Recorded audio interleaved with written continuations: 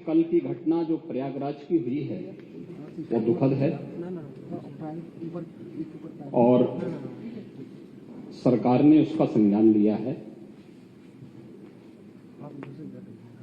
और मैं इस पूरे हाउस को इस बात के लिए आश्वस्त करता हूं कि जीरो टॉलरेंस की नीति के तहत सरकार जो कार्रवाई अब तक करती रही है उसके परिणाम भी बहुत शीघ्र सामने आएंगे। कोई संदेह नहीं होना चाहिए।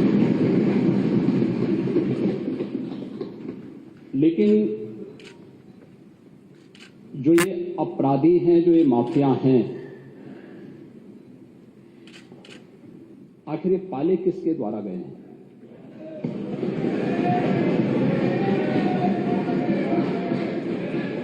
जवाब आ जाए। ये जब आपका नाम तो नहीं लेगा आपने के खिलाफ जवाब आ जाए। जिस माफिया के खिलाफ किसी का नाम तो सच नहीं कि समाजवादी पार्टी ने उन्हें सांसद बनाया था। ये सच नहीं है। आप अपराधियों को पालेंगे। प्रदेश पार्टी जिस किसी भी पार्टी का रहा हो, बताइए क्या अपराधी नहीं था? किस पार्टी का था? किस पार्टी का था? आप सारे अपराधियों को पालेंगे, उनको माल्यार्पण करेंगे और उसके बाद तमाशा बनाते हैं आप लोग। एक तरफ अपराधियों को प्रश्रय देंगे, उन्हें गले का हार बनाएंगे और दूसरी तरफ फिर दोषारोपण भी करेंगे। मैं उन्हीं पे आ रहा हूं, उन्हीं बातों पे चर्चा करने के लिए आ रहा हूं।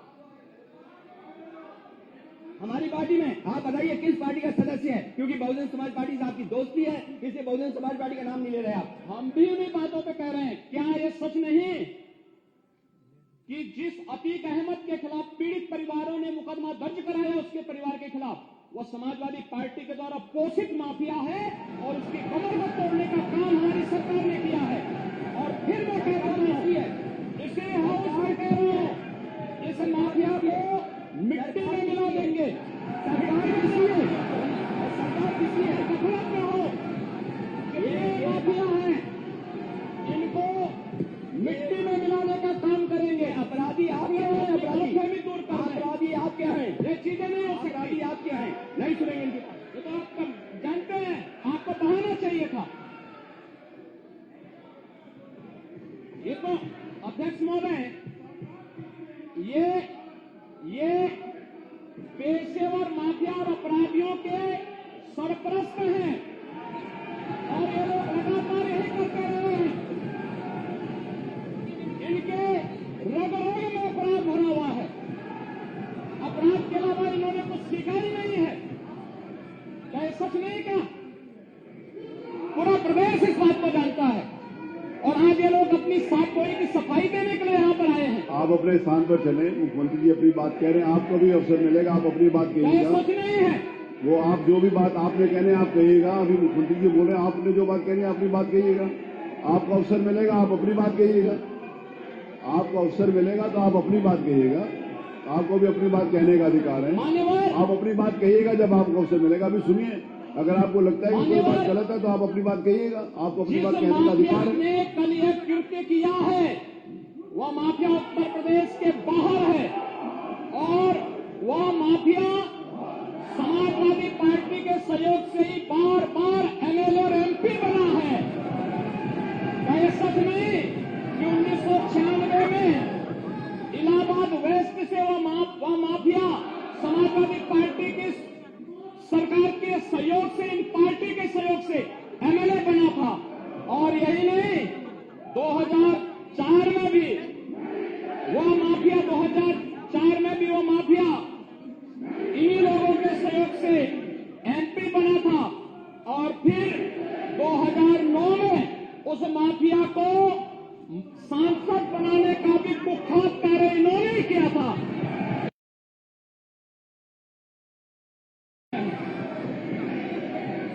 और मैं फिर इस बात को कह रहा हूं कि माफिया कोई भी हो, सरकार की जीरो टॉलरेंस की नीति है और उन माफियाओं के खिलाफ मिट्टी में मिलाने का काम उनको हमारी सरकार करेगी। पूरी मजबूती के साथ से निपटने का कार्य करेगी, लेकिन चोरी और सीना चोरी दोनों नहीं कर सकता है। अब बात सुनिए, जो बात कह रहे हैं, अगर आप जो बात कही जा रही है उसको सुनिए, आप अपना जवाब दीजिए कि आपने सांसद बनाया था कि नहीं बनाया था, विधायक बनाया था कि नहीं बनाया था, आप तय करिए अपनी बात। जो माननीय मुख्यमंत्री जी कह रहे हैं, आप अपनी बात का जवाब दीजिए, आपको अवसर मिलेगा, आप अपनी बात का जवाब दीजिएगा।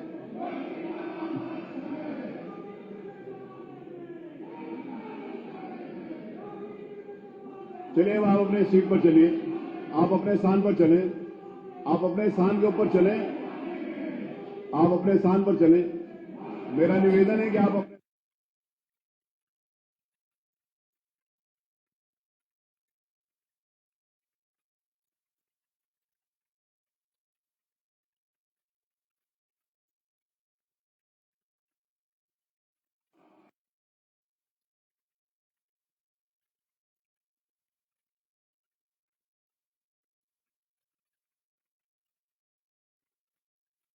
नेता सदन के द्वारा राज्यपाल के अभिभाषण के ऊपर अपनी बात कहनी थी। आपने एक विषय उठाया, माननीय मुख्यमंत्री जी ने उसका जवाब दिया। आपको अवसर मिलेगा तो आप अपनी बात कहिएगा। ये मंच सब लोगों के लिए खुला, आप अपनी बात कह सकते हैं। जो भी बात माननीय मुख्यमंत्री जी ने कही है, आपको लगता है कि वो असत्य है तो आप अपनी बात कहिएगा। आप अपनी बात, आपको भी मैं पूरा अवसर दूंगा। उसमें जो भी बात मुख्यमंत्री जी ने कही है आपको लगता है कि असत्य है तो आप अपनी बात कहिएगा, अपनी सीट के ऊपर जाइए।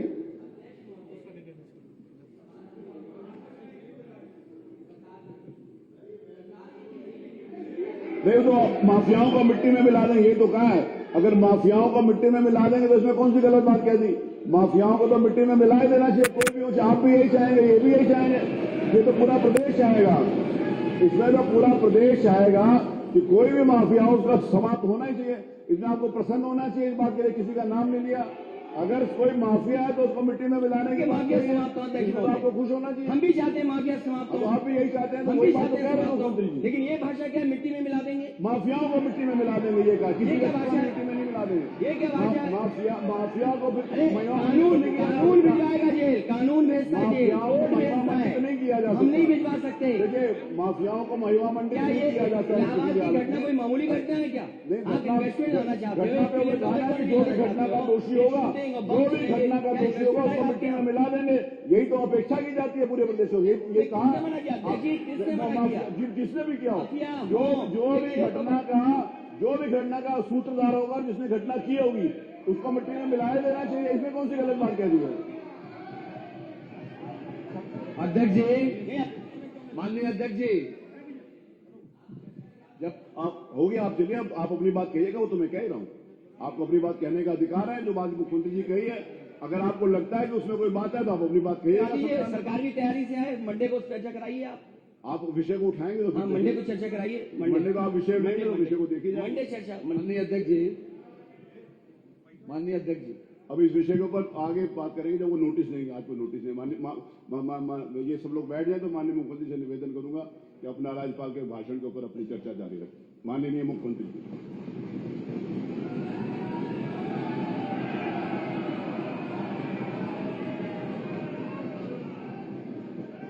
अध्यक्ष जी, मैं आपका आभारी हूं कि आपने माननीय राज्यपाल महोदय के द्वारा 20 फरवरी को संवेद सदन में दिए गए भाषण पर मुझे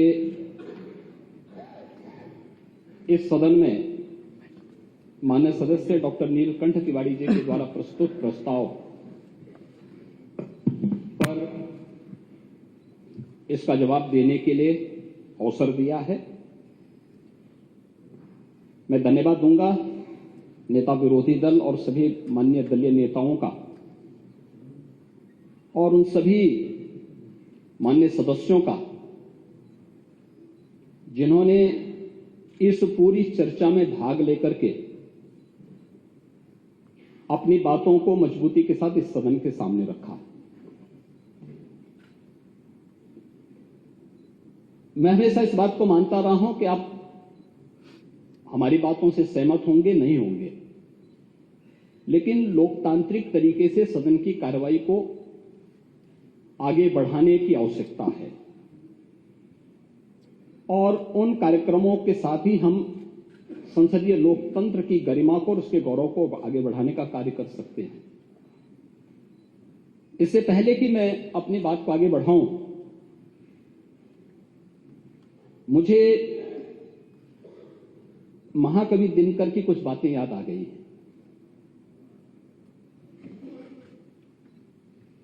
आज जब सदन की कार्रवाई प्रारंभ होनी थी ठीक 11 बजे, तो दृश्य हम सबको देखने को मिला है, वह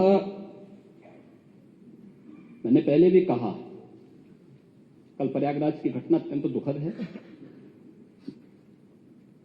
और इस घटना का जो भी दोषी होगा वो बख्शा नहीं जाएगा। वो तो आप जानते ही हैं, कार्रवाई जब होती है तो यहां पे बहुत तरीके से कार्रवाई होती है, लेकिन ये माफिया, ये पेशेवर अपराधी आखिर किसके द्वारा पाले पोसे गए और क्यों इतनी परेशानी हो रही है? माननीय हमारे नेता विरोधी दल को चोरों के जो हैं हित, ठगों के बल हैं, जिनके प्रताप से पलते पाप सकल हैं।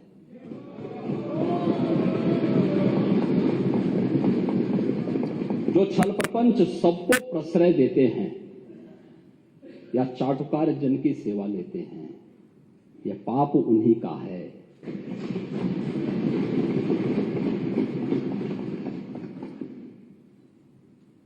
ये जो उत्तर प्रदेश की जनता को, 25 करोड़ जनता को पहचान का संकट खड़ा हुआ, इन्हीं पेशेवर माफिया और अपराधियों के कारण हुआ है, जो सत्ता के द्वारा पोषित होते थे, जिन्हें महिमा मंडित करके ये लोग अपने आप को गौरवान्वित महसूस करते थे। जिन पेशेवर माफिया और अपराधियों के सामने सत्ता नतमस्तक होती थी, और आज उत्तर प्रदेश भी इस बात को जान रहा है और देश और दुनिया भी जान रहा है, उन पेशेवर माफिया और अपराधियों के खिलाफ जो कार्रवाई चली है वह एक नजीर भी बनी है। और फिर मैंने कहा है तो इसमें हम सूची भी जारी करेंगे। मैं आ रहा हूं, आज हम कर रहे हैं, आज उस पर पूरी चर्चा में भाग लूंगा। और मैं तो इसलिए मैं धन्यवाद दूंगा माननीय अध्यक्ष जी को कि उन्होंने मुझे आज के दिन दिया है। मुझे लगता है आज और कोई बिजनेस नहीं होगा तो इस बिजनेस को थोड़ा आज इसी पे चर्चा हो जाए, इसी पे आज चर्चा करा ही लिए जाए। महोदय, जब हम इस बात को कह रहे हैं, वास्तव में राज्यपाल महोदय ने जो यहां पर अपना अभिभाषण दिया था, दो कारण से, संवैधानिक प्रमुख होने के नाते और एक मातृशक्ति की प्रतीक होने के नाते इतना सम्मान तो होना ही चाहिए था। हम बड़े बड़े दावे करते हैं, लेकिन सदन में राज्यपाल महोदय आ रही हैं सदन को संबोधित करने के लिए, आपको तो मौका मिलना ही है। आप अपनी बात को, सहमति और असहमति के लिए सदन है, लेकिन हम विरोध करें, गो बैक के नारे लगाएं, अशिष्ट और असंसदीय आचरण करें, यह सदन की गरिमा को तार तार करता है। दूसरा, मातृशक्ति की प्रतीक एक महिला राज्यपाल के द्वारा सदन को संबोधित किया जा रहा हो, हमारे लिए तो गौरव की बात होनी चाहिए, हर्ष की बात होनी चाहिए। उस समय नारे लगा करके पूरे सदन की कार्रवाई को बाधित करने का प्रयास हो। देश के अंदर किस प्रकार का संदेश हम देना चाहते हैं, किस प्रकार का संसदीय आचरण है, किस लोकतंत्र की आप बात कर रहे हैं, फिर किन संसदीय परंपराओं की बात कर रहे हैं? वह दृश्य भी हम सब ने देखा, जो एक महिला राज्यपाल उत्तर प्रदेश की सर्वोच्च संवैधानिक प्रमुख का सम्मान नहीं कर सकते, मान्यवर उनसे ये उम्मीद करना कि वो प्रदेश की आधी आबादी का सम्मान करेंगे, ये तो उनके शासनकाल के समय हुआ ही था, जब स्टेट गेस्ट हाउस की घटना घटित हुई थी।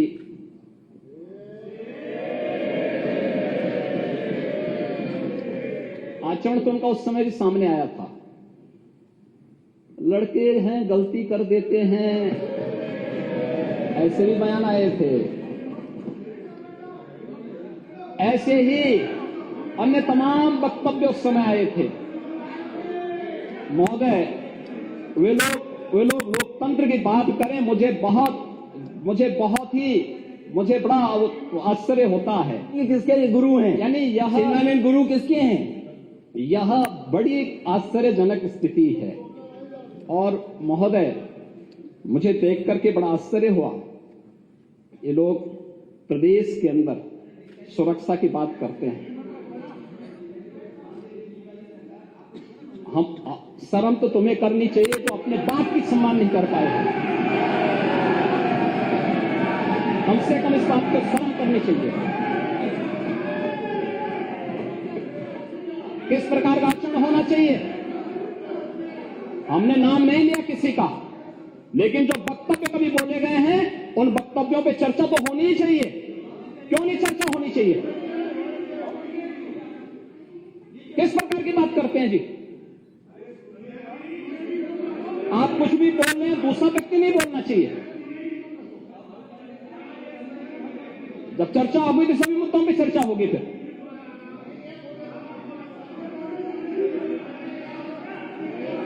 महोदय,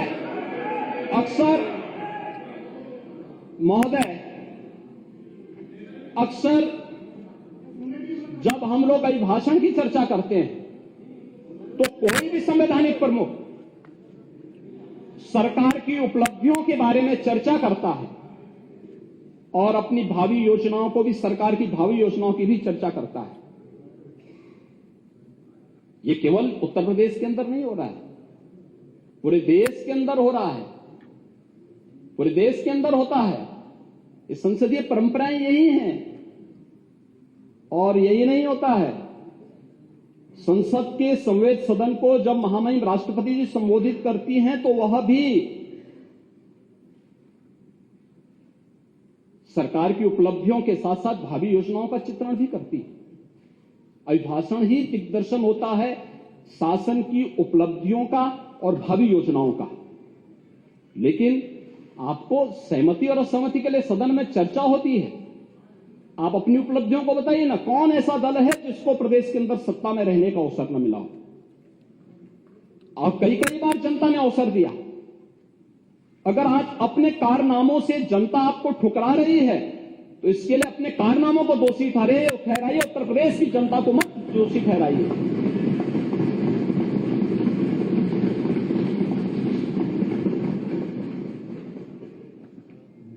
और महोदय, मुझे आश्चर्य इस बात को हुआ,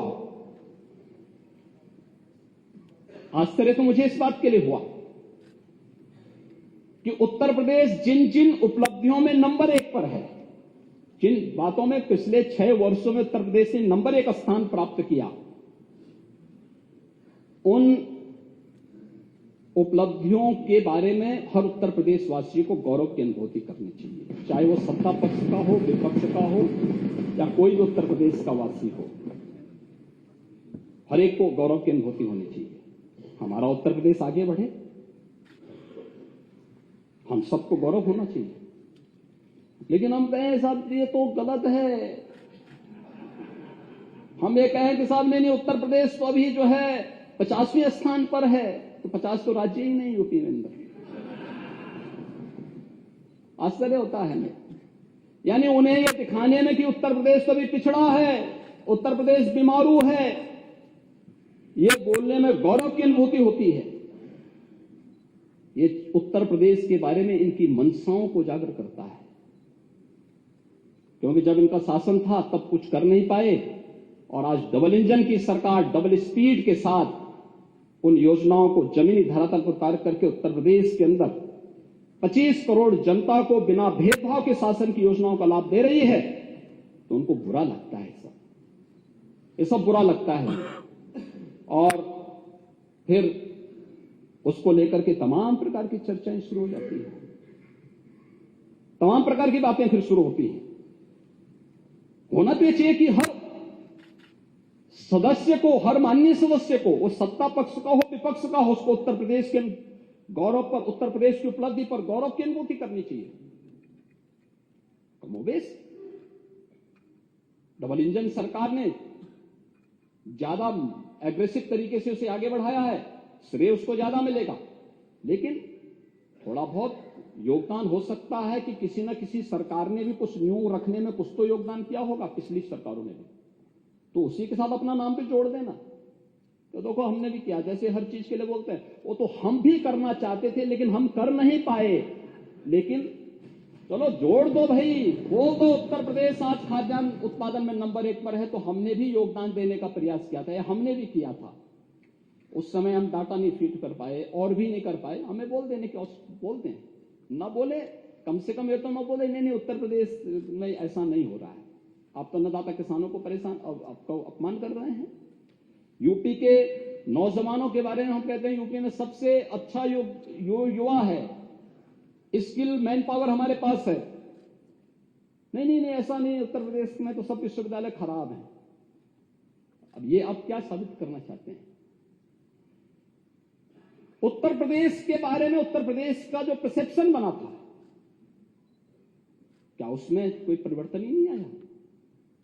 पिछले 6 वर्ष के अंदर कोई परिवर्तन ही नहीं देखने को मिला, लेकिन स्वीकार करने का की हिम्मत नहीं है और उन योजनाओं के बारे में उसको नकारने की एक जो आदत है, उस नकारने की इस आदत ने आज उत्तर प्रदेश को किस स्थिति में पहुंचाया है महोदय, ये किसी से छुपा हुआ नहीं है। और हम इस बारे में जानते हैं कि उत्तर प्रदेश आज जिन योजनाओं में नंबर 1 पर है, खाद्यान्न उत्पादन में आज उत्तर प्रदेश पूरे देश के अंदर नंबर 1 पर है। और मैं तो कहता हूं, बार बार कहता हूं कि उत्तर प्रदेश प्रकृति और परमात्मा की अपार कृपा का राज्य है, अपार कृपा का राज्य है।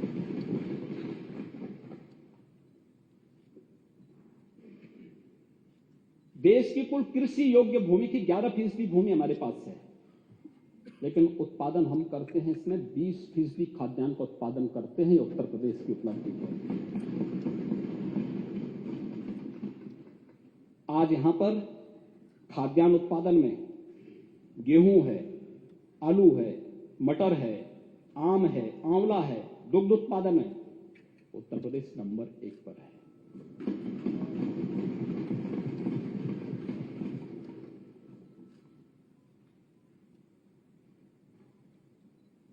महोदय, गन्ना उत्पादन में उत्तर प्रदेश नंबर 1 पर है।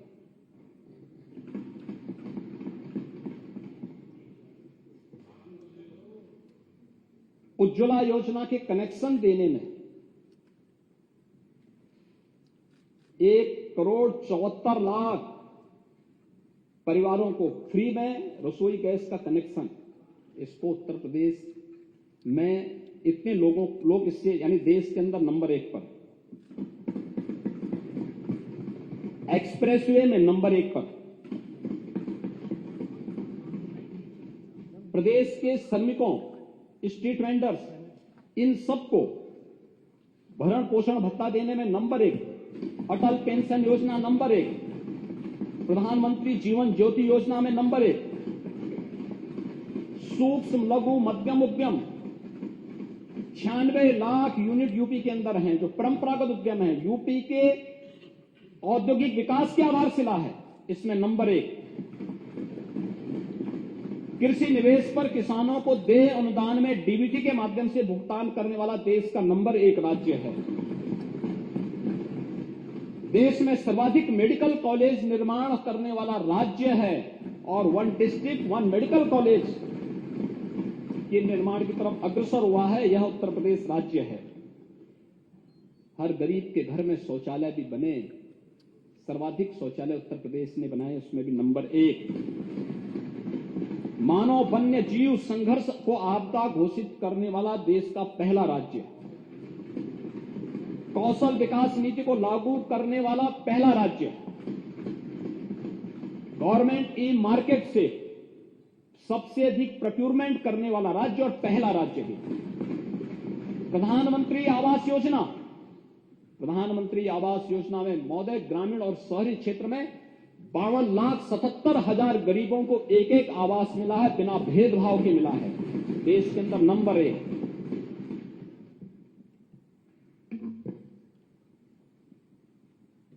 राज्य स्वास्थ्य नीति लागू करने वाला देश का पहले नंबर 1 का राज्य। और महोदय ई प्रोसिक्यूशन प्रणाली के प्रयोग में देश के अंदर नंबर 1 का राज्य।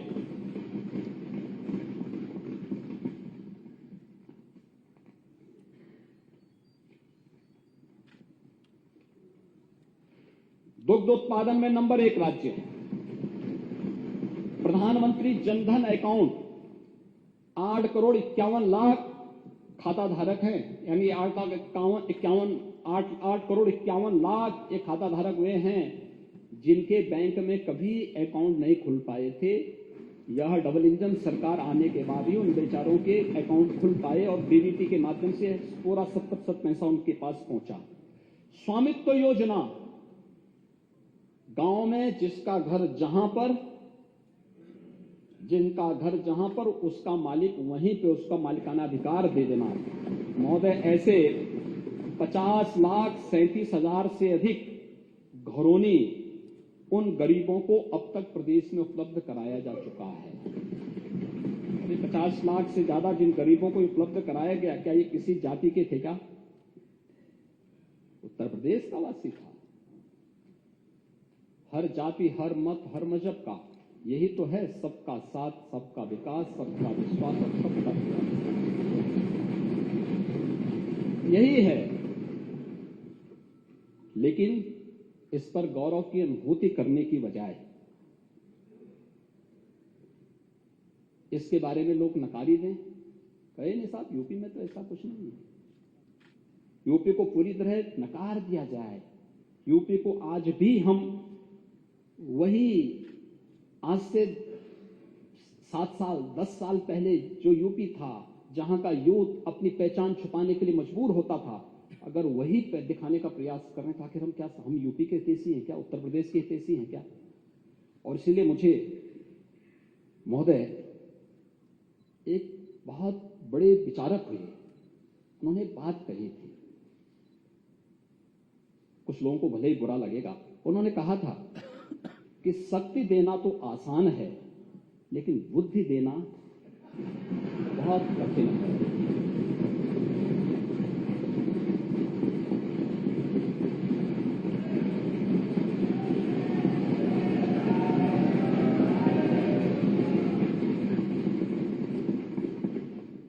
अगर इसको सरल भाषा में मैं कहूं कि विरासत में सत्ता तो मिल सकती है, लेकिन बुद्धि नहीं मिल सकती।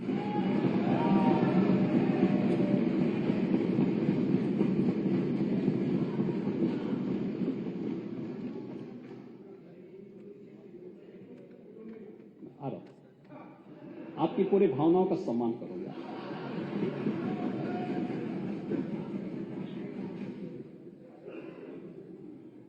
महोदय, वास्तव में नेता विरोधी दल थोड़ा गुस्सा कम कर लेना तो प्रदेश को तो एकजुट नहीं कर पाए, लेकिन परिवार को एकजुट कर पाएंगे।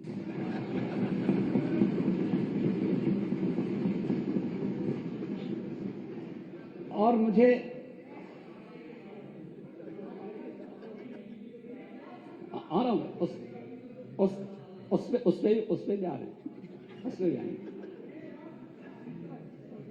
महोदय, सेक्रेटरी परमानेंट बनवा लें। अभी बताएंगे। हाँ आ रहे हैं, आप चिंता मत करें, आराम से थोड़ा सुन लीजिए, बहुत धैर्य से सुनिए। महोदय, जब उत्तर प्रदेश की हम बात करते हैं, अब देखिए एक विडंबना देखिए आप, उत्तर प्रदेश जिन चीजों से निकला है, जब हम उससे उभारने का प्रयास करते हैं, पूरी टीम यूपी जब उसके साथ जुड़ती है, एक साथ लग करके काम करती है। मैंने कभी नहीं कहा कि मैंने ये किया, मैं तो कहता हूं हमारी टीम काम कर रही है, एक टीम वर्क है। ये टीम वर्क का एक लघु उदाहरण अभी ग्लोबल इन्वेस्टर समिट में देखने को मिला। हमारे मंत्री समूह गए, दुनिया के 16 देशों में गए, 21 सिटी को कवर किया, हर वरिष्ठ मंत्री गया था। हमारे दूसरे मंत्रियों की एक टीम देश के 8 शहरों में भी गया, रोड शो किया, और हमारा हर सांसद विधायक अपने अपने जनपदों के रोड शो में जाकर के एक स्वस्थ प्रतिस्पर्धा को उसने जन्म दिया। ये है टीम वर्क। तब उत्तर प्रदेश में निवेश का एक भारी भरकम प्रस्ताव आया। प्रशिक्षण यूपी का खराब किसने किया था? जिन लोगों ने बांटा था जाति के नाम पे, मत और मजहब के नाम पे, तमाम वादों के आधार पर समाज को बांटा था। हम प्रदेश में ईज ऑफ लिविंग की बात करते हैं, वो जाति की बात करते हैं। हम कहते हैं सबका साथ सबका विकास, शौचालय मिलेगा, सबको मिलेगा, हर गरीब हर जरूरतमंद को मिलेगा। गरीब की कोई जाति नहीं होती है, उसका कोई मत और मजहब नहीं होता है, उसको शौचालय मिलना चाहिए, उसको आवास मिलना चाहिए, उसको विद्युत का कनेक्शन मिलना चाहिए, उसको रोजगार मिलना चाहिए, उसके खेत तक पानी पहुंचना चाहिए, और उसको शासन में रोजगार में कोई भेदभाव नहीं मिलना चाहिए। जब हम इस बात करते हैं, हम शौचालय देने की बात करते हैं, वो जाति की बात करते हैं। हम मकान देने की बात करते हैं, ये लोग जाति की बात करते हैं। हम रोजगार की बात करते हैं, ये जाति की बात करते हैं। हम एक अन्नदाता किसान के खेत में पानी पहुंचाने की बात करते हैं, ये लोग जाति की बात करते हैं। हम किसान की उपज को दुगना दाम देने की बात करते हैं, ये लोग जाति की बात करते हैं।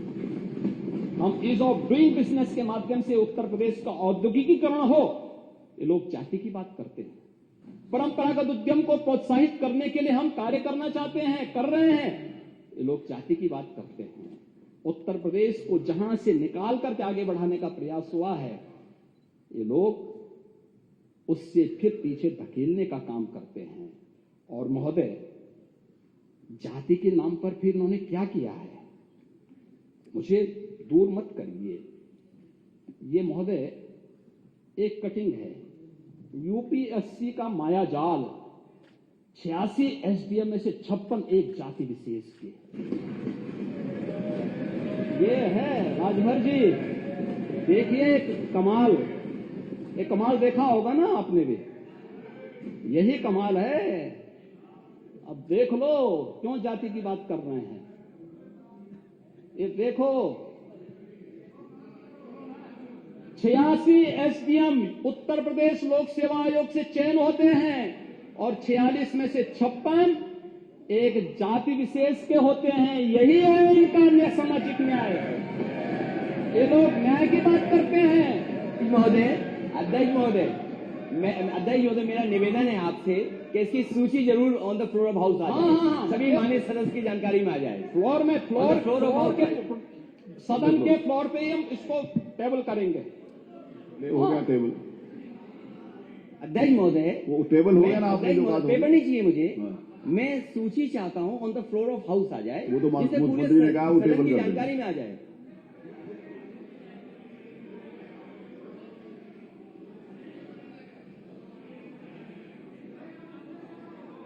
महोदय, अध्यक्ष महोदय, ये सच्चाई है। सेलेक्ट और उनकी सूची उस मुख्यमंत्री समय जारी के करें। बोला तो उनका है। उस समय के युवाओं के साथ क्या भेदभाव होता था? कौन सा ऐसा आयोग था? दिन सेवा चयन आयोग, उत्तर प्रदेश लोक सेवा आयोग, माध्यमिक शिक्षा चयन आयोग, उच्चतर शिक्षा चयन आयोग, पुलिस की भर्ती, और कौन कौन सी भर्ती होती थी उस समय क्या होता था? किसी से छुपा हुआ नहीं है। हाँ, उसी में लेखपाल दिन सेवा चयन आयोग में ये सब होता था जी, उस समय हो जाता था। और सचमुच महोदय उस समय की जो स्थिति थी, उस समय तब फिर मुझे बहुत यानी उत्तर प्रदेश की जनता के पुरुषार्थ पर मुझे वास्तव में गौरव की अनुभूति होती है, जिसने प्रधानमंत्री मोदी जी के आह्वान पर 2014, 2017, 2019, 2022 में बार बार जनादेश देकर के बात। आप पॉलिटिकल क्रेडिबिलिटी की बात करते हैं। पॉलिटिकल क्रेडिबिलिटी क्या होता है? के लिए कह रहे हो, दूसरे के लिए गुस्से कह रहे हो, अपना तो चेहरा देखिए थोड़ा। मैं तो बात उसके साथ बता रहा हूं आपको, आप जो कर रहे थे उसका एहसास करा रहा हूं मैं उसका एहसास करा रहा हूं कि बार बार देखिए संसदीय लोकतंत्र में पॉलिटिकल क्रेडिबिलिटी का सबसे बड़ा माध्यम है जनता का जनादेश। और दूसरा, पॉलिटिकल क्रेडिबिलिटी का सबसे बड़ा माध्यम है दूसरा, देश और दुनिया का विश्वास। ये जो लगभग 35 लाख करोड़ रुपए के निवेश के प्रस्ताव उत्तर प्रदेश को प्राप्त हुए हैं, ये 35 लाख करोड़ रुपए के निवेश के प्रस्ताव, ये पॉलिटिकल क्रेडिबिलिटी का सबसे अच्छा उदाहरण हो सकता है। जनादेश के अलावा ये सबसे बड़ा इसका उदाहरण हो सकता है। और आप प्रश्न खड़ा कर रहे हैं, आप निवेशकों को के उत्तर प्रदेश पर विश्वास पर प्रश्न खड़ा कर रहे हैं। आप अपने समय में कुछ नहीं कर पाए। उत्तर प्रदेश के अंदर उस समय जो इन्वेस्टर समिट के नाम पे कोई भी उद्यमी यूपी में नहीं आना चाहता था, तो कहां करते थे उसमें इन्वेस्टर समिट? दिल्ली में और मुंबई में। तो पूछा जाता था भाई वहां क्यों कर रहे हैं? कहा साहब यूपी में कौन आएगा? तो जो व्यक्ति, मुझे एक बात बताओ, जो उद्यमी यूपी के अंदर नहीं आना चाहता है, आपके इन्वेस्टर समिट में नहीं आना चाहता है, तो क्या वे निवेश करने के लिए आएंगे? ये लोग यही करते थे और यही करते थे। और इसलिए महोदय, दिनकर जी ने बहुत अच्छी बात कही इसके लिए। उन्होंने कहा था, मूल जानना बड़ा कठिन है नदियों का वीरों का, धनुष छोड़कर और गोत्र क्या होता रणधीरों का। पाते हैं सम्मान तपोबल से भूतल पर सूर, जाति जाति का शोर मचाते केवल कायर क्रूर। और यही है सच्चाई। यानी इनको यूपी की उपलब्धियों पे गौरव नहीं, उत्तर प्रदेश के नौजवानों को रोजगार मिले इसकी चिंता नहीं, उत्तर प्रदेश के किसानों की आमदनी कई गुना बढ़े इसकी चिंता नहीं, हर खेत में पानी जाए इसकी चिंता नहीं। बस अवसर मिले तो एक नया महाभारत रचाने की तैयारी हो जाती है। और यही तो इन्होंने किया है। यहां पे यूपी के अंदर तो यही सब कर रहे थे। महोदय अभी आ रहे हैं, उसके बाद आएंगे, चिंता मत करिए महोदय। आ रहे हैं सुन लो। देखिए, ज्यादा बोलेंगे, ज्यादा देर से बोलेंगे तबीयत खराब हो जाएगी, क्या फायदा है? अरे शांति रखिए, मैं बोल रहा हूं, मुझे बोलने दीजिए, आपका समय आएगा तो बोलेंगे। महोदय, क्या विचित्र सी स्थिति है, क्या विचित्र सी स्थिति है। कैसे लोग भरमाने का काम करते हैं, कैसा भरमाने का काम करते हैं। हम भी चाहते हैं हर गरीब तक, हर दलित तक, हर पिछड़े तक, हर वंचित तक शासन की योजनाओं का लाभ जाए। मैं हूं, मेरे कैबिनेट के तमाम मेरे साथी हैं, हमारे सहयोगी दलों के हमारे यहां पे नेता हैं, सभी हमारे माननीय जनप्रतिनिधि हैं। पीएम आवास योजना 52,77,000 गरीबों को मिला। हमने कोई पिक एंड चूज नहीं किया। उत्तर प्रदेश का ही गरीब है। ये सूची कब की बनी है? 2011-12 की। और उस सूची के अनुसार ये आवास मिल रहे हैं। उस सब के बावजूद जो गरीब बचे हुए हैं, जो सूची से वंचित हुए थे, जिन लोगों की उस समय सरकार थी, उन लोगों ने जो भेदभाव किया था, उनके लिए हमने सीएम आवास योजना चलाई, मुख्यमंत्री आवास योजना। मुसहर, बनटांगिया, कोल, सहरिया, थारू, चेरो, और इस बार हम बुक्सा को भी उसमें जोड़ रहे हैं। बिजनौर में संभवतः हमारे नेता विरोधी दल को ये सब जातियों के नाम पता नहीं होंगे, क्योंकि उनको तो एक ही जाति का नाम याद है सब, इसलिए उनको पता ही नहीं होगा कि ये भी कुछ है यूपी के अंदर। महोदय, वंचित थे लोग। मार्च 17 में मैंने यहां पे मुख्यमंत्री पद की शपथ ली थी, और जनवरी में और दिसंबर में मैं यहां पर प्रदेश के अंदर दिसंबर 16 और जनवरी 17 में विधानसभा चुनाव के दौरान भी मैं उन गरीबों के बीच जाता था जो गरीब खाद्यान्न से वंचित किए गए थे। कुशीनगर जिला उसका एक उदाहरण है, सोनभद्र जिला है, चित्रकूट है, भूख से मौतें होती थी। और मैं कह सकता हूं आज, महोदय, आज मैं कह सकता हूं कि इस सदी की सबसे बड़ी महामारी आई। हर महामारी के साथ एक दूसरी महामारी साथ में चलती थी, कि महामारी अगर ठीक भी हो जाती थी तो भूख से बड़ी संख्या में मौतें होती थी। पहली बार हुआ है, हमने देश के अंदर, दुनिया के अंदर सबसे अच्छा परिणाम इस महामारी के अंदर को दिया ही, मृत्यु दर सबसे कम। लेकिन मैं कह सकता हूं, कोई भी व्यक्ति भूख से नहीं मरा है, और ये भी मैं दावे के साथ कह सकता हूं। लेकिन पहले भूख से मौतें होती थी, 17 के पहले भूख से मौत होती थी, ये सच्चाई थी। लेकिन ये स्वीकार करने को तैयार नहीं, क्योंकि पता ही नहीं इनको। बनटांगिया कौन है इनको पता ही नहीं होगा, मुसहर कौन है इनको पता ही नहीं होगा, बुक्सा कौन है इनको पता ही नहीं होगा। और महोदय, इसीलिए ये लोग उसकी चर्चा नहीं करेंगे।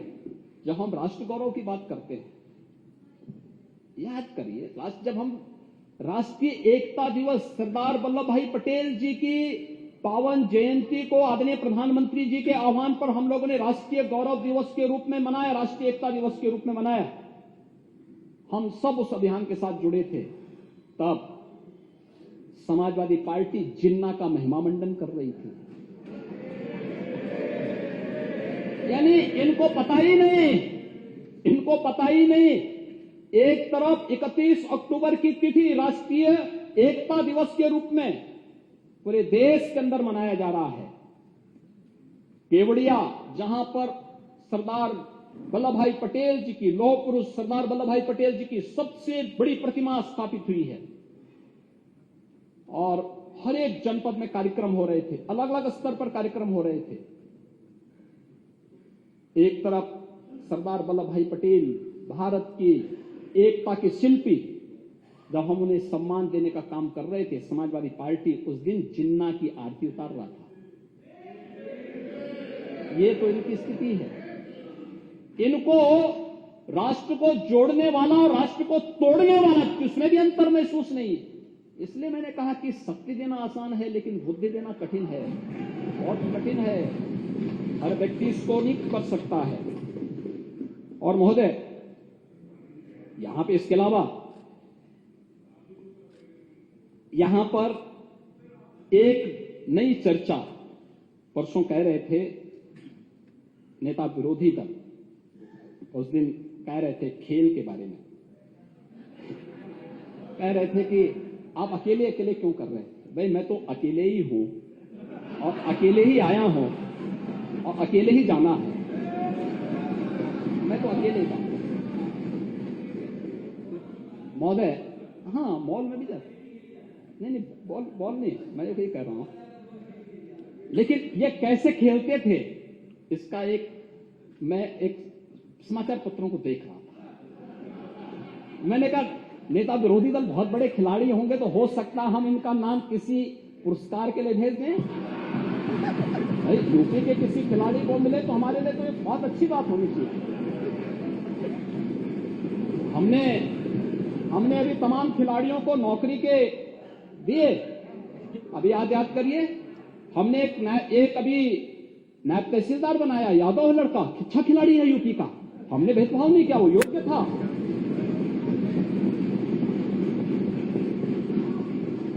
हमने ललित उपाध्याय को दिया, ओलंपिक में मेडल जीते थे, हमने डिप्टी एसपी बनाया है। सैकड़ों नौजवानों को जो खेल में हमने उनके लिए नौकरी के द्वार खोले हैं। तो मैंने कहा हो सकता है कि राजीव गांधी खेल रत्न पुरस्कार जो दिया जाता था, आज हमारी सरकार ने, डबल इंजन सरकार ने, जिसे मेजर ध्यानचंद पुरस्कार के रूप में घोषित किया है, तो यूपी के भी किसी व्यक्ति का नाम डालें। और मैं तो ये मानूंगा कि भाई मेरे पूर्ववर्ती सीएम का नाम अगर उसमें आ जाए तो अच्छी बात होगी। तो मैंने कहा यार देखो, अच्छे खिलाड़ी हैं लगता है। तो देखिए क्या आया था दृश्य, मौजूद में थोड़ा इसको पढ़ लेता हूं और फिर देखिए उसमें औरों के कोटेशन नहीं है, कोटेशन मैं आपके सामने ही पढ़ूंगा। देखिए इसमें था कि सीएम के आते ही बरसे रन, ठीक है। 12वें ओवर में सीएम का शॉट सीधे कप्तान आलोक रंजन के हाथ में चिपक गया। ये क्रिकेट खेल रहे हैं, पहली बॉल में कैच आउट हो रहे हैं, लेकिन वहां से कह दिया जाता है कि ये तो नो बॉल है। और अगर वह ये छक्का मारते ना तो कहते रहे छक्का मार दिया, तो ये ऐसे ही छक्के हैं। नो बॉल को छक्के से हाथ जोड़ देंगे। और तब महोदय, तब देखिए शिवपाल जी ने तब फिर टिप्पणी की थी। शिवपाल जी उस समय कैबिनेट मंत्री थे। देखिए कुछ चीजें तो बहुत होती हैं, भाई वो बिन होई न प्रीति, भगवान राम ने बात कही थी, मैं उसके लिए भी चर्चा करूंगा। उन्होंने, मैं आपको पूरी चौपाई सुना देता हूं। उन्होंने कहा था, विनय न मानत जलधि जड़ गए तीन तिन, बोले राम सकोप तब,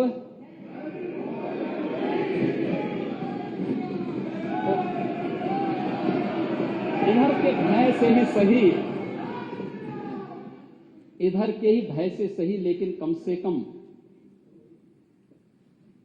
काका श्री को सम्मान मिलना प्रारंभ हो गया।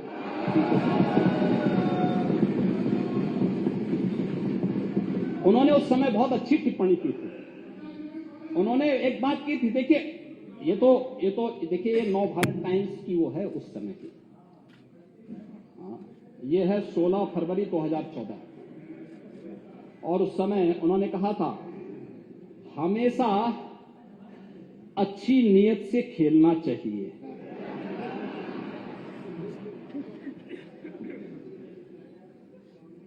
मेरे पास भी खेल का सर्टिफिकेट है और मैं आज भी खेल रहा हूं।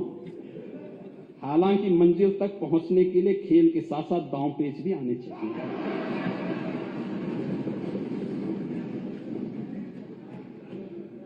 और इनके एक और चाचा जान थे, उनका बयान भी आया, सीएम साहब अच्छी बात है, आपको खेलने का वक्त मिल जाता है। आप समझ सकते हैं, खुदा न खास्ता आप हार जाते तो मैं यही कहता कि अधिकारियों का ध्यान खेल पर ज्यादा है, काम पर कम। अधिकारी हार गए तो माना जा सकता कि थोड़ा बहुत काम कर रहे हैं। आप जान ही रहे हैं कौन।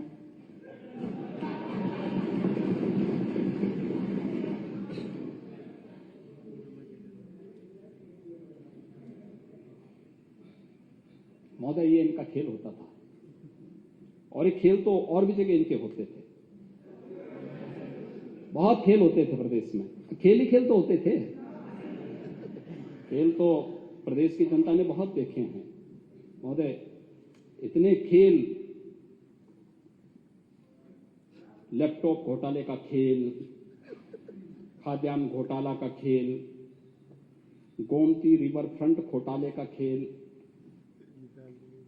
केक की रिपोर्ट अभी आई है। ये महोदय, एक कार्यकाल का 97,000 करोड़ रुपए के घोटाले का उल्लेख उन्होंने किया है। 97,000 करोड़। भर्ती घोटाला का खेल भी प्रदेश के अंदर हुआ है और चयन आयोगों पर हाईकोर्ट की टिप्पणी, भर्तियों में जमकर भ्रष्टाचार और प्रतिभा के साथ छल, ये भी खेल होता था। और मुजफ्फरनगर के दंगे, मथुरा में राम वृक्ष कांड का खेल, और महोदय खन्ना जी के जनपद में एक पत्रकार जोगेंद्र सिंह को जिंदा जला दिया गया था। ये भी तो खेल हो रहा था।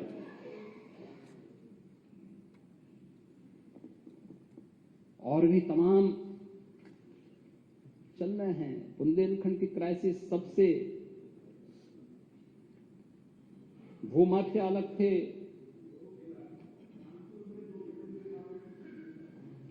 चल रहे हैं, उसमें भी आऊंगा। अभी तमाम एक खेल एक और चल रहा था, आतंकियों पर लगे मुकदमों को वापस लेने का खेल भी चल रहा था। ये सभी खेल उत्तर प्रदेश के अंदर चलते थे। महोदय, ये खेल कहां तक लेके जाएंगे लोग? और तो मुझे कर रहे थे, इसलिए मुझे ऐसा कोई कुछ नहीं खेलना है। देखो, मैं एक सामान्य व्यक्ति और हर एक के साथ बहुत सद्भावना के साथ पेश आता हूं, सम्मानजनक व्यवहार करता हूं, सबका साथ और सबके विकास की बात करता हूं। लेकिन मैंने कह दिया ना कि कम से कम इधर के बहाने आपने काका श्री को ही सम्मान देना शुरू कर दिया। और शिवपाल जी, सचमुच में जब आपको देखता हूं तो मुझे महाभारत का दृश्य याद आने लगता है। आप जैसा अनुभवी व्यक्ति सचमुच हर बार चले जाते हैं, बार बार अपमानित होते हैं। आपके अनुभव, आपके संघर्षों का लाभ समाजवादी पार्टी को नहीं देना चाहिए। और अरे, आप चिंता मत करिए, देखिए, हम उनका सम्मान करते हैं, वो हमारे वरिष्ठ सदस्य हैं और उनको जो है ये सम्मान मिलना भी चाहिए। नहीं, क्यों नहीं मिलता? मैं जैसे आपसे मिलता हूं वैसे मैं उनसे मिलता हूं, और क्यों नहीं मिलेंगे? हाँ, क्यों नहीं, बार बार मिलते हैं, बार बार मिलते हैं। नहीं, उनकी सिक्योरिटी भी उनको दी जानी चाहिए। और सिक्योरिटी मुझे लगता है जितनी जरूर आप कह रहे हैं, जरूर करेंगे। आपने सिफारिश कर दी है, जरूर उनको मिलने चाहिए, जरूर मिलने चाहिए। और चाचा को भी अपने स्वाभिमान को बनाए रखना चाहिए।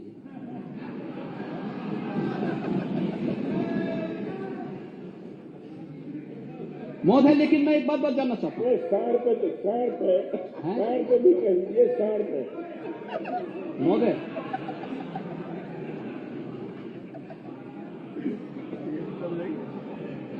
एक और प्रकरण जो इन्होंने इस दौरान उठाया, जब पूरी दुनिया, पूरा देश यूपी के अंदर आया था। हाँ, आपने आखिर क्यों इतना उनका अपमान कर रहे हैं? मुझे इसीलिए लगता है, देखिए, मैं सही बता रहा हूं, मैं जब शिवपाल जी को देखता हूं, वो बेचारे सम विषम परिस्थितियों में जिस उसके साथ रहते हैं, उनको देखता हूं तो मुझे महाभारत का दृश्य याद आने लगता है। और मैं उनके कह सकता हूं, और बहुत सहज दृश्य, उनका जो सरल स्वभाव है, तो उस सरल स्वभाव के नाते मैं आपको याद दिलाना चाहता हूं, देखो, ज्यादा अपमान करना बंद कर दें, सम्मान देना शुरू करें और उनको उनकी गरिमा के अनुरूप को करना चाहिए। महोदय, एक कुछ प्रकरण जो इन्होंने जानबूझ करके उठाए उत्तर प्रदेश के अंदर, ये खास तौर पर जैसे ही ये शुरू हुआ ग्लोबल इन्वेस्टर समिट का और पूरे देश के अंदर, दुनिया के अंदर हमारे वरिष्ठ सहयोगी मंत्रीगण की टीम जाने लग गई रोड शो के लिए, तो उस समय समाजवादी पार्टी ने अपने यहां से फिर एक नया शगुफा छोड़ने का प्रयास किया और था मध्यकाल के एक बहुत प्रसिद्ध धार्मिक ग्रंथ को लेकर के, श्री रामचरितमानस को लेकर के, तुलसीदास जी को लेकर के। महोदय, संत तुलसीदास जी ने जिस कालखंड में रामचरितमानस की रचना की थी,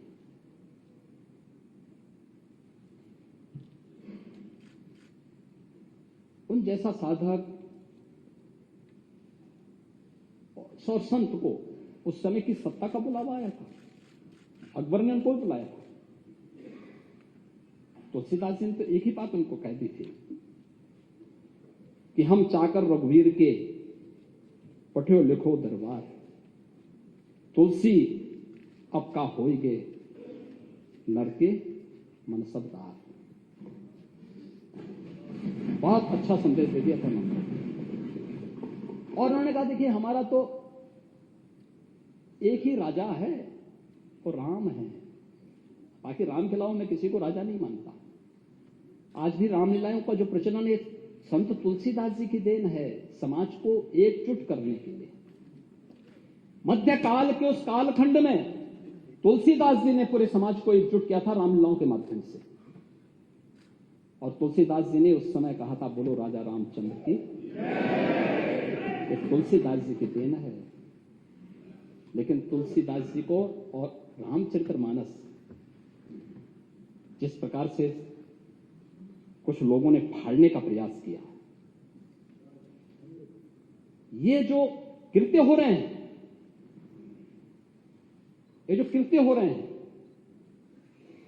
अगर किसी और के साथ हुआ होता, किसी अन्य मत और मजहब के साथ हुआ होता तो क्या होता? क्या स्थिति होती? यानी आप जिसकी मर्जी आए वो हिंदुओं का अपमान कर ले, जिसकी मर्जी आए वह शरारत कर ले, अपने अनुसार शास्त्रों की विवेचना कर ले। आप पूरे समाज को अपमानित करना चाहते हैं। महोदय, मैं मॉरिशस गया था। मॉरिशस के प्रवासी भारतीय दिवस के कार्यक्रम में मैं गया था। पूर्वी उत्तर प्रदेश और बिहार से पौने 200 वर्ष पहले जो लोग गिरमिटिया मजदूर बनाकर के वहां गए थे, आज वे लोग राष्ट्राध्यक्ष के रूप में हैं अलग अलग देशों में। उन्होंने समारोह किया था। भारत सरकार ने मुझे उस समय भेजा था। जब मैं गया तो उनके पास जाकर के मैंने वहां देखा, मैंने उनसे पूछा, मैंने कभी आप के पास कुछ चीज है बची हुई जो आपके पूर्वज विरासत में लेके आए होंगे? उन्होंने कहा हाँ साहब, हमारे घर में है। मैंने कहा क्या है? वो रामचरितमानस का गुटका था। रामचरितमानस था वहां पे। मैंने कहा आप पढ़ना जानते हैं? कहा नहीं, पढ़ना नहीं जानते, लेकिन हमने जो विरासत में सीखा है वही हम उसको याद रखते हैं। शुद्ध भोजपुरी में, अवधी में लोग बोलते हैं और वही मैं बोलना चाहता हूं। महोदय, यहां पर हमारे मान्य सदस्य हैं, समाजवादी पार्टी के विप हैं या ये अवधी भाषी हैं, इनके आगे पीछे राकेश सिंह भी हैं। हम इस बात को जानते हैं कि रामचरितमानस अवधी में रची गई और अवधी का एक वाक्य है कि भैया इतनी देर से केका ताड़त आहा। आप कुछ बताएंगे इसका अनुवाद क्या है? ताड़त का मतलब क्या है इसमें? क्या मारने से है क्या?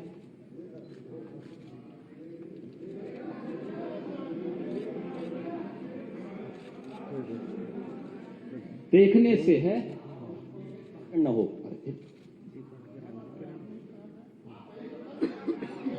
अध्यक्ष महोदय, संरक्षण अध्यक्ष महोदय, आपसे संरक्षण है क्योंकि आपने मुझे रोका था, याद है आपको? मैंने आपको गवर्नर रोका हाउस नहीं के कभी, नहीं बोल मैंने कहा सकते, आप मैंने नहीं बोलिए। बोला। आउट ऑफ कॉन्टेक्स्ट नहीं बोलना चाहिए, आउट ऑफ कॉन्टेक्स्ट भाषण नहीं होना चाहिए अध्यक्ष महोदय, मेरा आपसे यही निवेदन है। ये कंटेस्ट में है ना, इसमें माननीय अध्यक्ष जी, जब नेता विरोधी दल बोल रहे थे मुझे, तो क्रिकेट का विषय जो आया वो क्या आउट ऑफ कॉन्टेस्ट नहीं था क्या? वो भी आउट ऑफ कॉन्टेस्ट था।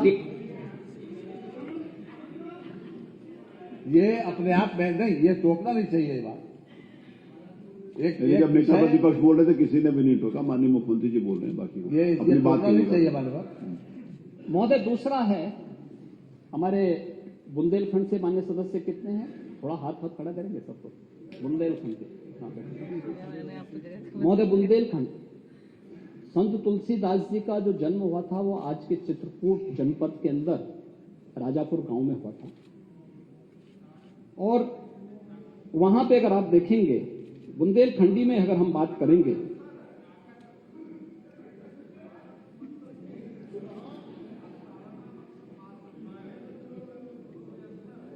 एक बुंदेलखंडी में भी एक वाक्य मैं बता दे रहा हूं।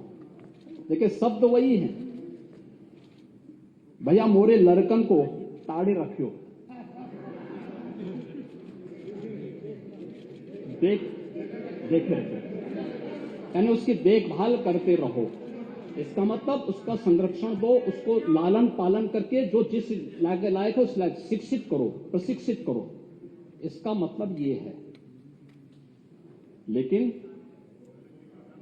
समाजवादी पार्टी का कार्यालय आज इस समय संत तुलसीदास जी के खिलाफ अभियान चला रहा है। रामचरितमानस जैसे पावन ग्रंथ को किस तरीके से नादर भाव के साथ जगह जगह करने का प्रयास कर रहा है। और महोदय, ये चौपाई है कहां पे? अगर आप रामचरितमानस के सुंदरकांड में जाएंगे तो सुंदरकांड में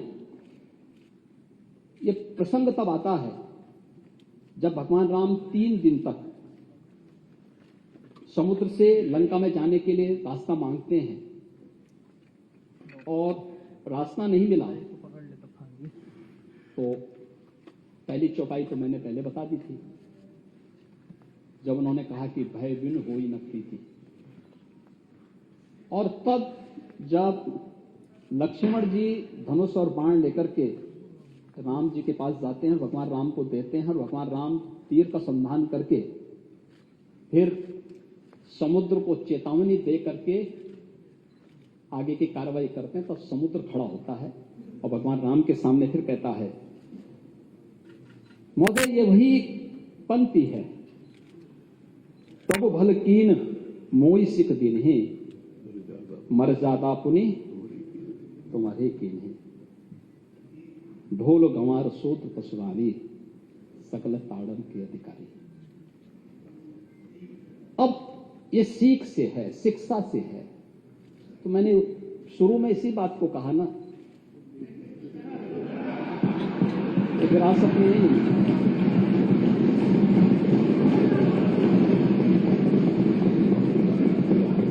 ढोल एक वाद्य यंत्र है। गंवार का मतलब अशिक्षित से है, शूद्र का मतलब श्रमिक वर्ग से है, किसी जाति विशेष से नहीं है। और बाबा साहब भीमराव अंबेडकर भी इस बात को कह चुके हैं कि दलित समाज को आप शूद्र मत बोलो। और आपने तो बाबा साहब भीमराव अंबेडकर जी के प्रति किस प्रकार का व्यवहार किया था, तो जग जाहिर है। उनके नाम से बनी हुई संस्थाओं के नाम बदल दिए गए, क्या कुछ नहीं किए।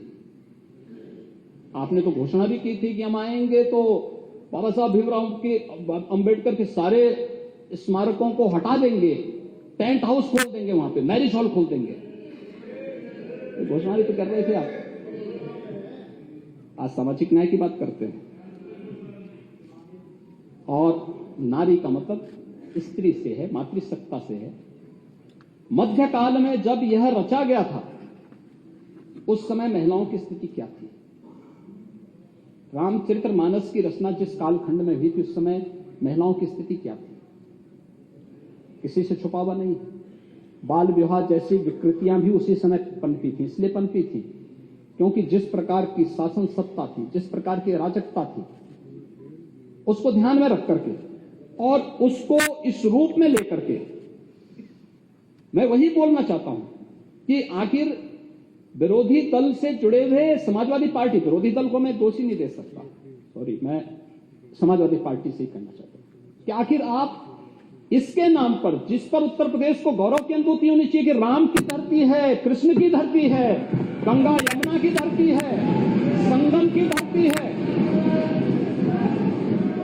और उत्तर प्रदेश की धरती पर रामचरितमानस और वाल्मीकि रामायण जैसे पवित्र ग्रंथ रचे गए, जिस उत्तर प्रदेश वासी को गौरव की अनुभूति होनी चाहिए, आप उस पवित्र ग्रंथ को जला करके क्या देश और दुनिया में रहने वाले 100 करोड़ हिंदुओं को अपमानित करने का काम नहीं कर रहे हैं?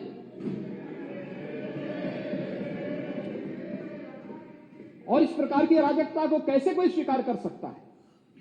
कैसे कोई स्वीकार कर सकता है? और इसलिए महोदय, मुझे तो केवल एक पंक्ति याद आती है, जाके प्रभु दारुण व्यक्ति ना ताके मती, विरासत में तो नहीं मिली थी लेकिन जो बचा कुचा था वो भी स्वाहा।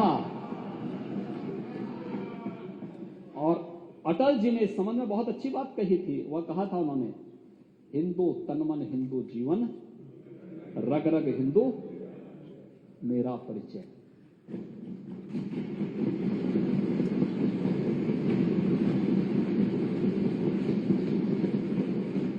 हिंदू कहने में शर्माते, दूध लजाते लाज न आती, घोर पतन है अपनी मां को मां कहने में फटती छाती।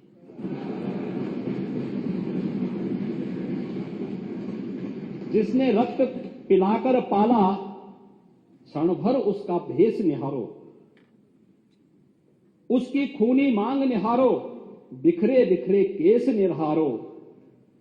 जब तक दुशासन है बेड़ी कैसे बंध पाएगी, कोटि कोटि संतति है मां की लाज न लुट पाएगी।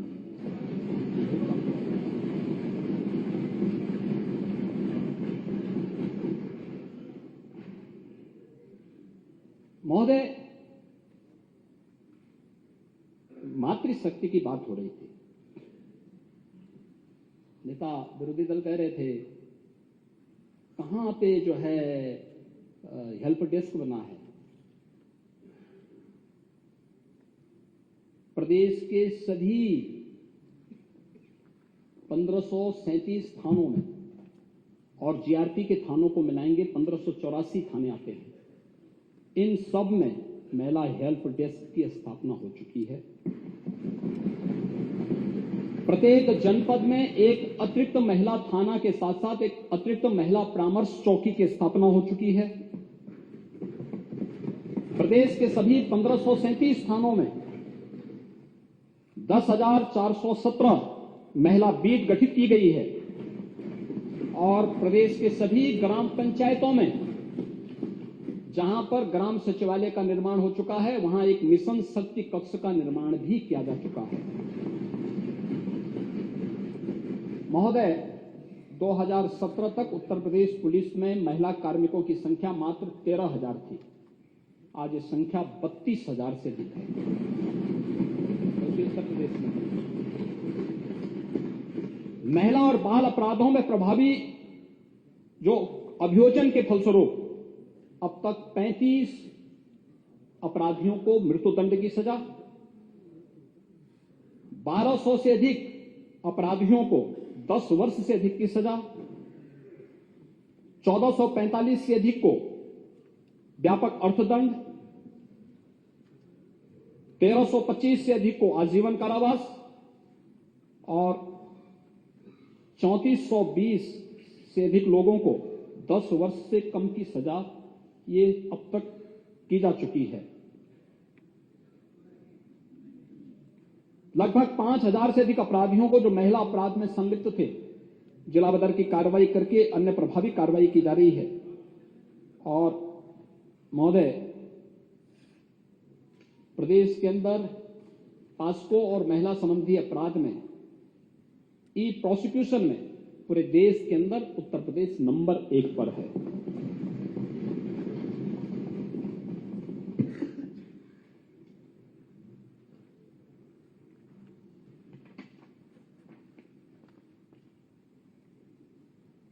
प्रदेश के अंदर महोदय, अगर आप देखेंगे कि सेफ सिटी आज प्रदेश के अंदर सभी नगर निगमों को, गौतम बुद्ध नगर को सेफ सिटी के रूप में हम लोग डेवलप कर रहे हैं।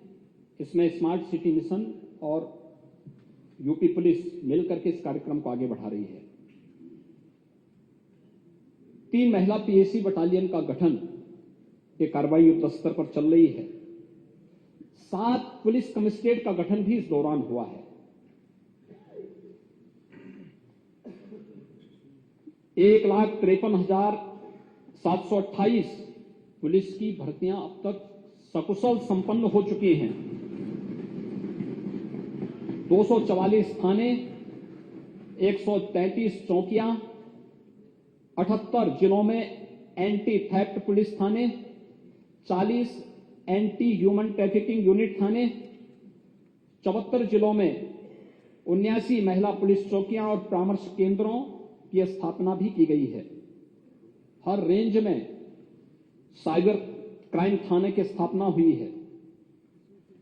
हर रेंज में फॉरेंसिक लैब की स्थापना के साथ साथ लखनऊ में state institute of forensic sciences का भी निर्माण कार्य प्रगति पर है। इसी सत्र में हम वहां पाठ्यक्रम भी प्रारंभ करने जा रहे हैं। और एंटी भूमाफिया टास्क फोर्स ने अब तक 64,000 हेक्टेयर से अधिक भूमि भूमाफियाओं से कब्जे से मुक्त कराई है।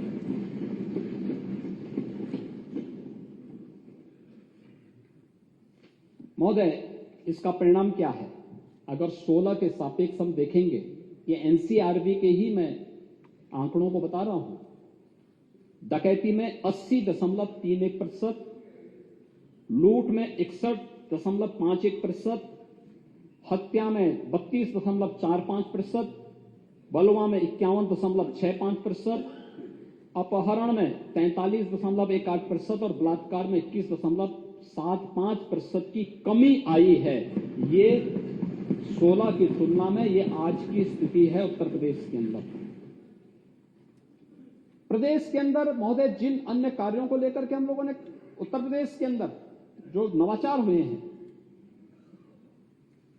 परंपरागत उद्यम उत्तर प्रदेश की जो पहचान थी, परंपरागत उद्यम को प्रोत्साहित करने का कार्य हुआ। सूक्ष्म लघु मध्यम उद्यम में उत्तर प्रदेश देश के अंदर बहुत अच्छा स्थान रखता था। इसने उत्तर प्रदेश की प्रति व्यक्ति आय को बढ़ाने में बड़ी भूमिका का निर्वहन किया। लेकिन पिछली सरकारों की उपेक्षा के कारण यह दम तोड़ रहा था, बंदी के कगार की ओर जा रहा था। तमाम अन्य मामले थे। 2018 में आदरणीय प्रधानमंत्री जी की प्रेरणा से हम लोगों ने परंपरागत उद्यम को प्रोत्साहित करने के लिए 1 डिस्ट्रिक्ट 1 प्रोडक्ट की अपने कार्यक्रम को आगे बढ़ाया था। आज महोदय, हर जिले का उत्तर प्रदेश के सभी 75 जनपदों की अपनी एक यूनिक प्रोडक्ट है। 1 डिस्ट्रिक्ट 1 प्रोडक्ट ने उत्तर प्रदेश के अंदर 1 डिस्ट्रिक्ट 1 प्रोडक्ट की इस योजना ने उत्तर प्रदेश के अंदर अपने निर्यात को दोगुने करने में सफलता प्राप्त की। यहां पे माननीय सदस्य भदोही से हैं, परसों अपनी बात को कह रहे थे और उस दिन वो कह रहे थे कि साहब वहां पर जो है कारपेट के बारे में उनको ये भी मालूम होना चाहिए कि कारपेट वहां पे आज कई गुना ज्यादा, यानी वहां से कई ज्यादा वहां पर हम लोग आज एक्सपोर्ट कर रहे हैं। लगभग 4 से 5 हजार करोड़ रुपए का कारपेट अकेले भदोही से ही एक्सपोर्ट हो रहा है। ये सुविधा भी इसी सरकार के समय दी गई है। मुरादाबाद में जो ब्रॉस का कार्य है, 14 से 15 हजार करोड़ रुपए का एक्सपोर्ट हो रहा है। फिरोजाबाद से ग्लास एक्सपोर्ट हो रहा है।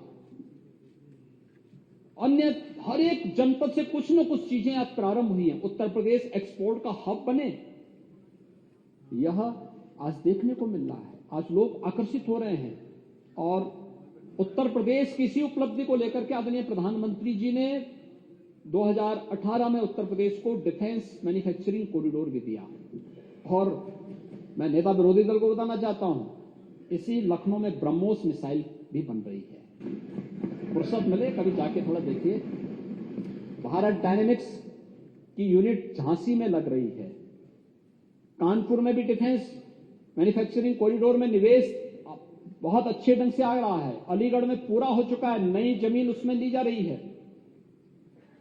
चित्रकूट में पूरा एक कॉरिडोर और झांसी के लिए भी एक पूरा नया कॉरिडोर बुंदेलखंड एक्सप्रेसवे से हम वहां के लिए दे रहे हैं। बजट में आपने देखा, ये सभी चीजें हम उसके साथ जोड़ रहे हैं। प्रदेश के अंदर बेसिक शिक्षा परिषद की स्थिति क्या थी? अगर मैं सही आंकड़े इनको देख दूं, 2017 के पहले बेसिक शिक्षा परिषद के अधिकतर विद्यालय बंदी के कगार पर थे।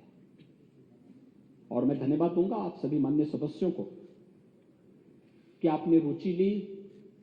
ऑपरेशन कायाकल्प में एक एक विद्यालय को गोद लिया, उस विद्यालय के रिनोवेशन के लिए, उनकी फ्लोरिंग के लिए, बालक बालिकाओं के लिए टॉयलेट, पेयजल के लिए, स्मार्ट क्लास के लिए, लाइब्रेरी के लिए सहयोग किया, सपोर्ट किया। आज आप देख सकते हैं 1,30,000 से अधिक विद्यालय आज दर्शनीय हो गए हैं बेसिक शिक्षा परिषद में। आज आप देख सकते हैं उनकी स्थिति दर्शनीय है। कुछ लोग कहते थे नकल करना हमारा जन्मसिद्ध अधिकार है। उत्तर प्रदेश के नौजवानों के सामने संकट खड़ा कर दिया था पहचान का। आज उत्तर प्रदेश में नकल विहीन परीक्षा हो रही है।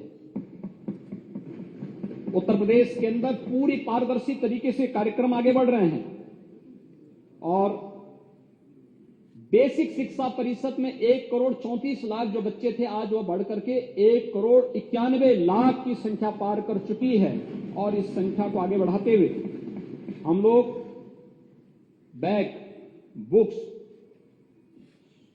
यूनिफॉर्म, स्वेटर, जूता, मोजा के लिए 1,200 रुपये हर छात्र को डीबीटी के माध्यम से उनके अभिभावक के खाते में दे रहे हैं। पहले हमने देना भी शुरू किया, लेकिन जब इतनी बड़ी संख्या में नहीं हो पाए तो हमने कहा लोकल ही लोग परचेज करें, अभिभावक स्वयं करें, एक पारदर्शिता भी रहेगी। सभी अभिभावकों के खाते में पैसे उपलब्ध करवाए जा रहे हैं। आखिर ये पैसा पहले क्यों नहीं जाता था उन गरीबों के लिए? इसमें तो कोई भेदभाव नहीं है, इसमें तो हर एक तबके का यही है, सबका साथ सबका विकास। भेदभाव किसी के साथ नहीं। उत्तर प्रदेश का जो बच्चा है उसको भी पढ़ने का पूरा अधिकार है। उसके अधिकार से उसे कोई वंचित नहीं कर सकता। सरकार ने जाति देख करके तो वहां पे योजना नहीं दी, तो सबका साथ सबका विकास सबको दिया जा रहा है और इन योजनाओं का लाभ आज वहां पर दिया जा रहा है। उत्तर प्रदेश में जब ईज ऑफ लिविंग में उत्तर प्रदेश देश के अंदर नंबर 1 पर होता है, हर उत्तर प्रदेश वासी को के बारे में लोगों की धारणा बनती है उत्तर प्रदेश में काम हो रहा है। उत्तर प्रदेश विकास के बारे में सोच रहा है, गरीब कल्याण के बारे में सोच रहा है। उत्तर प्रदेश के अंदर योजनाएं जिस तेजी के साथ आगे बढ़ी हैं, आज हर एक व्यक्ति उसके बारे में देख रहा है। ईज ऑफ डूइंग बिजनेस में अगर हमने 14 से अपनी संख्या को घटा करके 2 पे नहीं लाए होते, हमारी रैंकिंग वहां तक नहीं आई होती, क्या स्थिति होती? क्या स्थिति होती? कोई निवेश के लिए नहीं आता, लेकिन प्रयास किए गए, प्रयास के परिणाम आज हम सबके सामने हैं। उच्च शिक्षा में नेता विरोधी दल कह रहे थे कि कुछ अच्छे विश्वविद्यालय भी होने चाहिए। अब हमारे विश्वविद्यालय ही श्रीमान, हमारे विश्वविद्यालय ही वर्ल्ड क्लास के विश्वविद्यालय बनने जा रहे हैं और नए विश्वविद्यालयों के कुछ नए विश्वविद्यालयों की घोषणा इसमें हम लोगों ने इस बजट में की है, उसमें भी चर्चा होगी। और कुछ पुराने विश्वविद्यालयों में अगर आप देखेंगे तो लखनऊ विश्वविद्यालय और गोरखपुर विश्वविद्यालय को नेक रैंकिंग में A++ की श्रेणी प्राप्त हुई है। KGMU को और मदन मोहन मालवीय तकनीकी विश्वविद्यालय गोरखपुर को ये श्रेणी प्राप्त हुई है।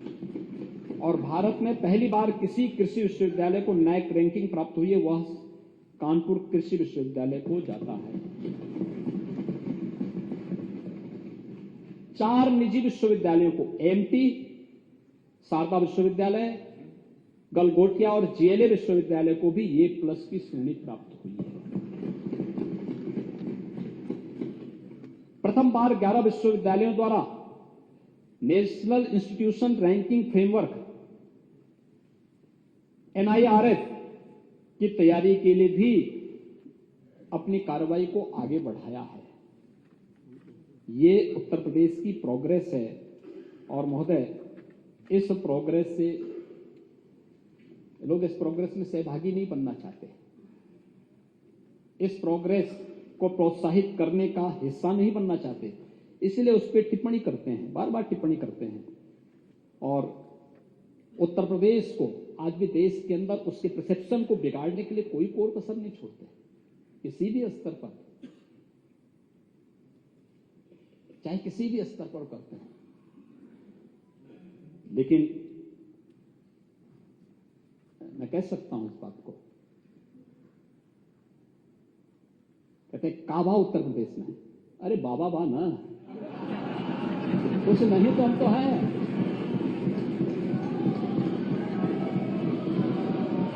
उससे भी परेशान है। परेशानी तो हर व्यक्ति की समझी जा सकती है महोदय। हेल्थ में 1 district 1 medical college, 1 district 1 medical college, आज उत्तर प्रदेश उधर जा चुका। कोई सोचता था 1947 से लेकर के 2016 तक कुल 12 गवर्नमेंट मेडिकल कॉलेज बन पाए थे यूपी के अंदर। आज उत्तर प्रदेश के अंदर 16 जनपदों को छोड़ दें तो सभी जनपदों में एक मेडिकल कॉलेज की स्थापना हो चुकी है और 16 में भी हम लोग युद्ध स्तर पर कार्यक्रम को आगे बढ़ा रहे हैं। कुछ में गवर्नमेंट देगी, कुछ में पीपीपी मोड पर हम बनाएंगे। अच्छी हेल्थ सुविधा मिलनी चाहिए, क्वालिटी हेल्थ सुविधा मिलनी चाहिए। गोरखपुर और रायबरेली एम्स आज क्रियाशील हो चुके हैं। हमारे जितने पुराने 6 मेडिकल कॉलेज बने थे, पुराने हो चुके थे। सरकारों ने पैसे देने का कई प्रयास नहीं किया। हम आभारी हैं आदरणीय प्रधानमंत्री जी के, उन्होंने सुपर स्पेशलिटी का ब्लॉक उन सभी में दिया और वे सब क्रियाशील हो चुके हैं। चाहे गोरखपुर हो, चाहे मेरठ हो, चाहे प्रयागराज हो, चाहे कानपुर हो, झांसी है, आगरा है, इन सभी में उन्हें भी क्रियाशील या तो किया जा चुका है या कोरोना कालखंड में उन्होंने बहुत अच्छा काम किया, वहां पे अच्छे परिणाम आए। डिस्ट्रिक्ट स्तर पर, जिले स्तर पर जो हमारे जिला चिकित्सालय थे, उनकी स्ट्रेंथनिंग का कार्य हो रहा है। 2017 में जब हम लोग आए थे, 2020 में जब कोरोना आया था, उस समय तक 36 जिले ऐसे थे जहां पे आईसीयू की सुविधा या वेंटिलेटर एक भी नहीं था। आज हम कह सकते हैं हर जिले में आईसीयू की सुविधा है, मैन पावर उपलब्ध करवाए जा रहे हैं, हर प्रकार की सुविधाओं से युक्त किया जा रहा है। धीरे धीरे करके इसकी स्ट्रेंथनिंग होगी। जहां पर अभी भी मैन पावर का अभाव दिखता है, वहां पे टेली कंसल्टेशन की सुविधा के साथ, मेडिकल टेली कंसल्टेशन के साथ हम जोड़ने की कार्रवाई को आगे बढ़ा रहे हैं, लेकिन इसके परिणाम भी सामने आए। मिशन इंद्रधनुष में जो 7 प्रकार की विभिन्न प्रकार की बीमारी है, उनसे संबंधित जो टीकाकरण के कार्यक्रम होने हैं, अगर इसमें देखेंगे तो उत्तर प्रदेश में यहां पर 4 अभियान 3 चरणों में चले। 7 मार्च, 4 अप्रैल, 2 मई आदि के अलग अलग अभियानों में चले हैं, जिसमें 36,82,000 बच्चों को और 10,31,000 गर्भवती माताओं को टीकाकरण से आच्छादित किया गया है।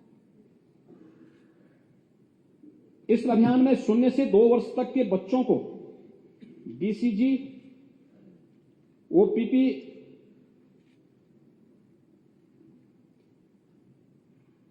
Rotavirus, IBP, measles and rubella, जापानी इंसेफ्लाइटिस आदि के डोज और गर्भवती महिलाओं को टेटनस और डिप्थीरिया का टीका लगा करके भी उन्हें प्रतिरक्षित करने का कार्य किया गया। रिजल्ट क्या है? अगर 16 की दृष्टि अगर हम देखेंगे, जो रिपोर्ट हमारे सामने आती है, ये रिपोर्ट है, ये हमारी अपनी रिपोर्ट नहीं है, नेशनल फैमिली हेल्थ सर्वे की रिपोर्ट है। और 2016 से 2019-20 के बीच में अगर आप देखेंगे तो मातृ मृत्यु दर 197 से घट करके अब 167 पे आई है। ये एक उपलब्धि है, यानी इतनी माताएं पहले उस दौरान मृत्यु के शिकार होती थी। शिशु मृत्यु दर, जो नवजात शिशु थे, 30 से घट करके इसे 28 पे लाने में सफलता प्राप्त की है। इन्फेंट मोर्टेलिटी रेट, यानी जन्म से 1 वर्ष की अवधि के बीच जो मृत्यु होती है, ये 43 से घट करके 2020 में 38 हुआ है। और इसके अलावा संस्थागत प्रसव ये 67% से बढ़कर के आज लगभग 84% से ऊपर जा चुका है। फुल इम्यूनाइजेशन 51% से बढ़कर के 70% जा रहा है। और सकल प्रजनन दर 2.7 से घट करके यह 2.4 तक आया है। यह उत्तर प्रदेश के बारे में हर व्यक्ति इसके बारे में देखता है। उत्तर प्रदेश की एक सकारात्मक दृष्टि जो उत्तर प्रदेश के प्रति लोगों के मन में आई है, इस आधार पर आ रही है। लेकिन इन लोगों को इन सबसे फुर्सत नहीं थी। आखिर सत्ता में रहने का अवसर तो इन लोगों को मिला था। इन लोगों ने कभी इसकी चर्चा नहीं की होगी, कभी इसकी समीक्षा नहीं की होगी, कभी इसके बारे में इन्होंने गंभीरता से उसको लिया ही नहीं होगा। इंसेफ्लाइटिस के बारे में, यानी गोरखपुर समेत पूर्वी उत्तर प्रदेश और प्रदेश के 38 जनपद इंसेफ्लाइटिस से प्रभावित थे। और ये बीमारी 40 वर्ष से अधिक समय तक वहां के बच्चों को निगल रही थी। 40 वर्ष में 50,000 से अधिक मासूम बच्चे इसकी बीमारी की चपेट में आए थे। मौत यानी कालकलवित हुए। महोदय, इसमें 90% जो बच्चे थे वे अल्पसंख्यक और अनुसूचित जाति से जुड़े हुए बच्चे थे। अगर वे जीवित रहते तो प्रदेश और देश के विकास में अपना योगदान देते। कौन लोग दोषी हैं जिनके कारण वे बच्चे और समय कालकलवित हुए? 40 वर्ष में 50,000 बच्चों को खोया है पूर्वी उत्तर प्रदेश में। और आज महोदय मैं कह सकता हूं कि हमारी सरकार ने, डबल इंजन सरकार ने 96% मौत को कंट्रोल कर लिया है। 96% मौत को कंट्रोल किया है। आज कोई वहां पे इंसेफ्लाइटिस की बात नहीं करता। लोग बड़े बड़े दावे करते हैं। आज वहां पर कार्य हुआ है।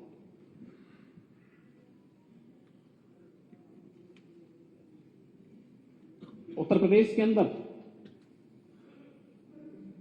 जो आज G20 से संबंधित, उसके लिए भी हम आभारी हैं आदरणीय प्रधानमंत्री जी के, कि 11 से 12 मीटिंग उत्तर प्रदेश के अंदर होने जा रही है, जिनमें से 2 संपन्न हो चुकी है, आगरा और लखनऊ। मैं धन्यवाद दूंगा आगरा और लखनऊ वासियों को, जहां पर हर एक व्यक्ति ने, हर एक वासी ने उत्तर प्रदेश के अंदर होने वाले किसी भी इवेंट के साथ जुड़ना। ये G20 दुनिया के 20वें बड़े देश हैं, जिनमें दुनिया की 65% आबादी निवास करती है। 75% ट्रेड पर जिनका अधिकार है, 85% जीडीपी पर जिन देशों का अधिकार है, और दुनिया के 90% पेटेंट और इनोवेशन पर जिनका अधिकार है, उन 20 बड़े देशों का समूह है G20। अमृत काल के प्रथम वर्ष में प्रधानमंत्री मोदी जी के नेतृत्व में भारत इसकी अध्यक्षता कर रहा है। प्रत्येक भारतवासी के लिए गौरव की बात है। और उससे संबंधित बैठक उत्तर प्रदेश के अंदर भी हो रही है। अच्छा होता हमारे विपक्ष के साथी भी विदेशों से आने वाले मेहमानों के स्वागत के लिए सामने आते, कितना अच्छा संदेश आता। हमारी राजनीति आमने सामने होती नहीं, हम तो आमंत्रित किए थे, हम आमंत्रित करते हैं, आमंत्रण भेजते हैं। नहीं, मैं तो विदेश में भेजना चाहता हूं, सबको भेजा कर हम देखेंगे, जरूर देखेंगे। अच्छा है, आपने बता दिया है, अगली बैठकें होंगी हम उसमें बुलाएंगे। अब चाचा नहीं, चाचा के पूरे समूह को बुला देंगे। हैं? लेकिन देखिए, चाचा को रहना अकेले ही है, अंततः रहना। अरे मैं बोल रहा हूं ना, आप इधर उधर मत झांका करिए। आप जहां ताक झांक करते ना, वहीं पे धोखा खा जाते हैं। आपको सीधे चलना चाहिए जैसे आप पहले चलते थे, जिसके लिए आप जाने जाते थे, उसी तर्ज पर आपको चलना चाहिए एकदम। और आप नहीं, मैं उस पर भी आऊंगा, चलिए उसको भी बता देता हूं। महोदय, आगरा में और लखनऊ में अतिथि देवो भव का जिस अद्भुत मिसाल को प्रस्तुत किया गया, वो अद्भुत था। हर डेलीगेट प्रसन्न था, अभिभूत था, एक संदेश लेके गया भारत की और उत्तर प्रदेश की सामर्थ्य को लेकर के। उत्तर प्रदेश और देश ने कैसे कोरोना जैसी महामारी के बावजूद अपनी इकोनॉमी को आगे बढ़ाया है, कैसे भारत आगे बढ़ रहा है, और उत्तर प्रदेश देश की सबसे बड़ी आबादी का राज्य, उसके बारे में जो धारणाएं थी, वो लोग हर व्यक्ति अभिभूत था। हमारे पास अवसर होते हैं।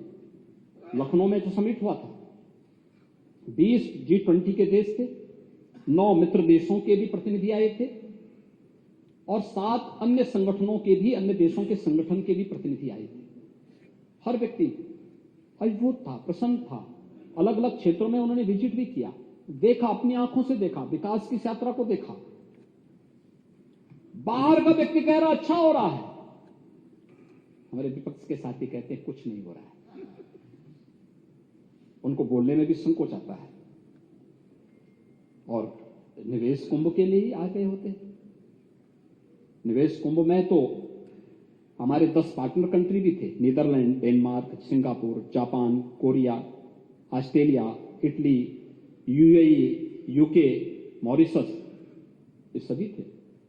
40 देशों ने सहभागिता की। निवेश कुंभ,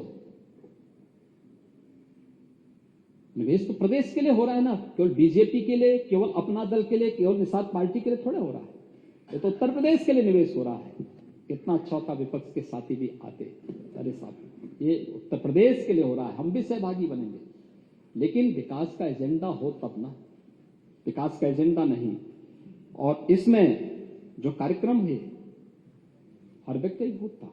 आभारी हैं आदरणीय प्रधानमंत्री जी के, महामहिम राष्ट्रपति जी के, 17 केंद्रीय मंत्रियों ने, 5 राजदूतों ने, 4 देशों के मंत्रियों ने, और 25,000 से अधिक डेलीगेट्स इस पूरे अभियान के साथ जोड़ करके सफलता की एक नई ऊंचाई तक पहुंचाए। और तब जाकर के लगभग 35 लाख करोड़ रुपए के प्रस्ताव उत्तर प्रदेश को प्राप्त हुए। उसके लिए प्रारंभ, उसके लिए कार्य किए गए। उत्तर प्रदेश ने कुछ दिया, सुरक्षा का माहौल दिया। उत्तर प्रदेश ने एक मैसेज दिया परसेप्शन का, इंफ्रास्ट्रक्चर दिया, सेक्टोरियल पॉलिसीज बनाई, दुनिया को बताया। वे लोग आकर के देखे, और जब उन्हें लगा कि नहीं, परिवर्तन देखने को मिला है, आज जब दिख रहा है, जमीनी धरातल पर ये सब चीजें दिखाई दे रही हैं। जिन लोगों ने पहले निवेश किया और निवेश करने के बाद फिर उन्होंने इसके मैसेज को लेकर के आगे बढ़ाया कि इस यूपी के बारे में अब हम लोगों की धारणा बदल चुकी है, हम आएंगे, और उस कार्यक्रम के साथ जुड़े होते, कितना अच्छा होता। आज यूपी एक्सप्रेस हाईवे के रूप में जाना जाता है। पूर्वांचल एक्सप्रेसवे पूर्वी उत्तर प्रदेश को जोड़ रहा है। बुंदेलखंड एक्सप्रेसवे बुंदेलखंड को जोड़ रहा है। गंगा एक्सप्रेसवे पश्चिमी उत्तर प्रदेश को मध्य उत्तर प्रदेश और पूर्वी उत्तर प्रदेश को जोड़ रहा है। वाराणसी से हल्दिया के बीच वाटरवे, ये देश का पहला नंबर 1 वाटरवे है जो हमें पूर्वी बंदरगाह के साथ जोड़ता है। रेल नेटवर्क प्रदेश के अंदर सबसे बेहतरीन 16,000 किलोमीटर का रेल नेटवर्क यूपी के अंदर है। Eastern and western dedicated freight corridor, ये उत्तर प्रदेश से होकर के जाता है और उत्तर प्रदेश का इसका जंक्शन भी उत्तर प्रदेश के पास है, जो लॉजिस्टिक हब और लॉजिस्टिक ट्रांसपोर्ट हब के रूप में जिन्हें वहां पर हम विकसित करने की कार्रवाई कर रहे हैं। एयर कनेक्टिविटी, बहुत सारे लोग बोलेंगे कि हम भी करना चाहते थे। ये वही बात हो गई है कि परीक्षा देने के लिए गए और भूल गए, उसके बाद जो है पढ़ाई नहीं था, भूल क्या गए, और उसके बाद जब पास में बड़े साहब मुझे भी याद था लेकिन मैं भूल ही गया था। तो ये आदत कुछ लोगों की है, तो लोग वही कर दिखाना चाहने का प्रयास करते हैं। अरे साहब हम भी करना चाहते थे लेकिन हम कर नहीं पाए, किसने रोका था? हम तो 5 साल के शासन सफलतापूर्वक